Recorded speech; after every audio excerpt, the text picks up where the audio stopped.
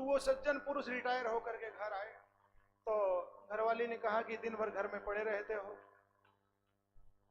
Bhartia colony में कथा चल रही है मनकामनेश्वर महादेव मंदिर में, चले जाओ कथा सुन के आओ। तो उन्होंने कहा कि वैसे तो मेरा मन कथा में लगता नहीं है, लेकिन ठीक है अगर तुम कह रही हो। क्योंकि जो घर में ही घुसा रहता है ना, उसको मजबूरन घर के लोग कहते हैं कि अरे कहीं बाहर घूम आओ, दिन भर पड़े हो घर में, बाहर निकल जाओ, थोड़ा टहल,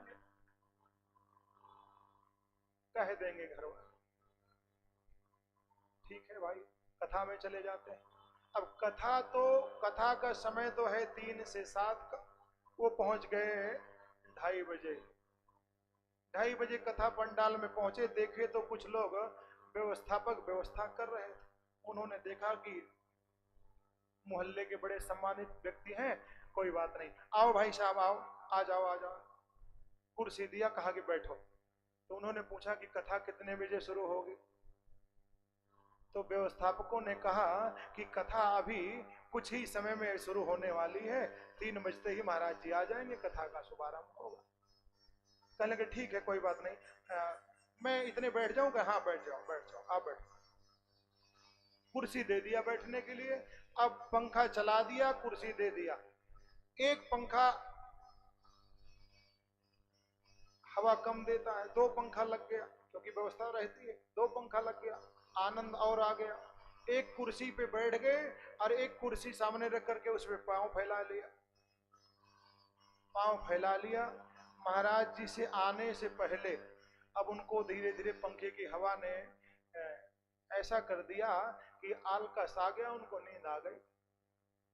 अब वो सोने लगे। अच्छा, सोते हुए व्यक्ति को जगाए कौन? और सो रहे हैं। 3 बजे महाराज जी आए, व्यास गद्दी पे विराजमान हुए, पूजन हुआ, कथा का शुभारंभ हुआ, कथा हुई। और कथा होने के बाद 6:30-7 बजे आरती हो गई। तब तक अभी वो सो ही रहे, तब तक अभी वो सो रहे। अच्छा, जब आए थे ना, तो व्यवस्थापकों ने कहा कि आइए आइए आइए बैठिए।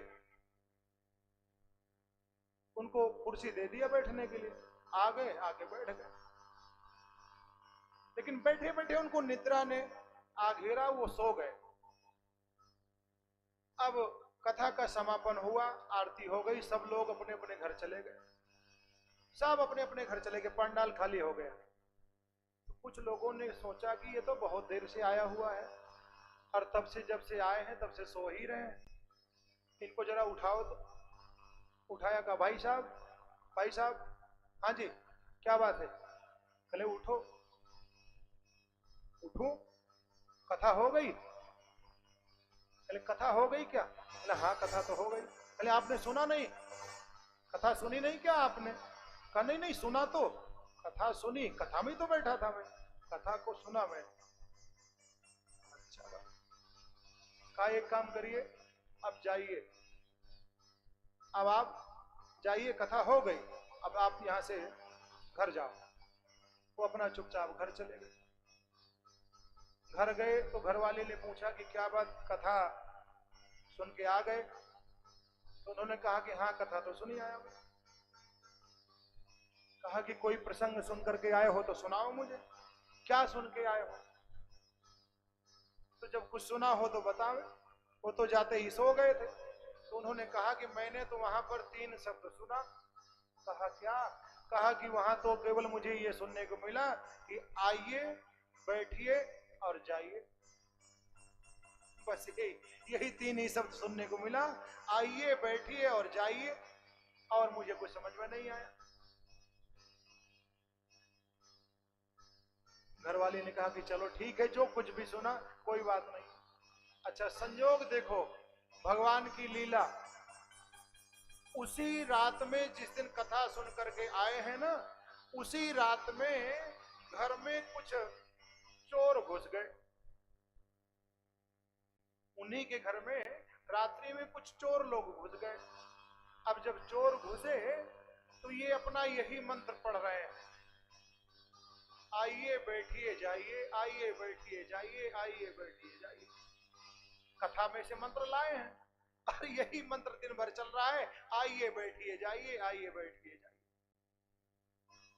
अब इनका ये पांव पे पांव रख करके बिस्तर पर लेटे हैं और यही मंत्र पढ़ रहे हैं, आइए बैठिए जाइए, आइए बैठिए जाइए, यही मंत्र कर रहे हैं।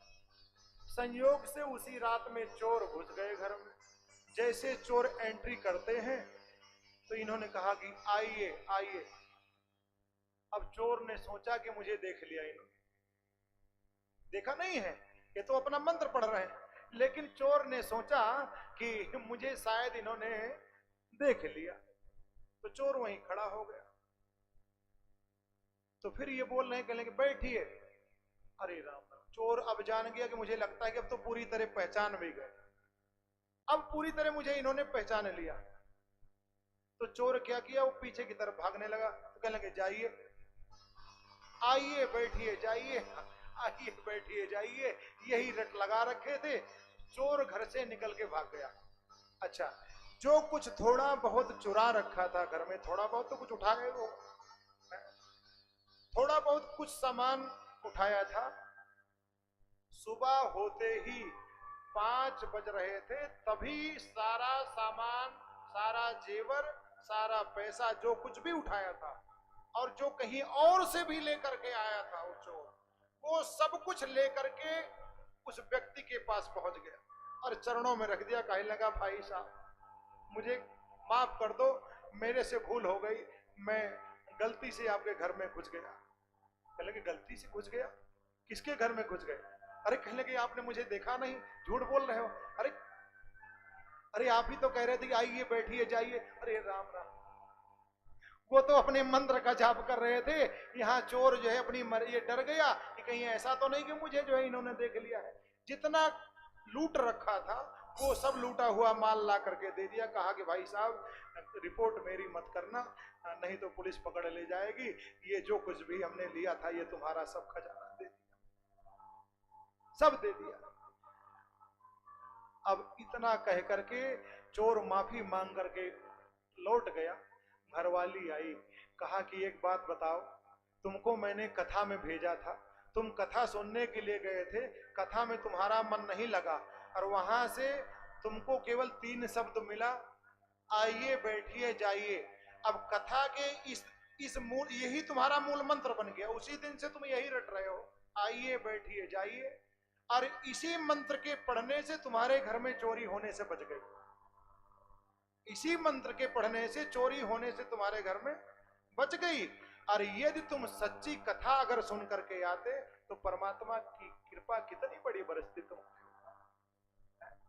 झूठा 2 शब्द लेकर के आए, उस झूठे 2 शब्द ने तुमको बचा लिया, तुम्हारे घर में चोरी होने से बचा लिया। और यदि सच्चा शब्द सुन करके आते, परमात्मा का कोई मंत्र लेकर के आते, तो शायद तुम्हारा कल्याण हो जाए।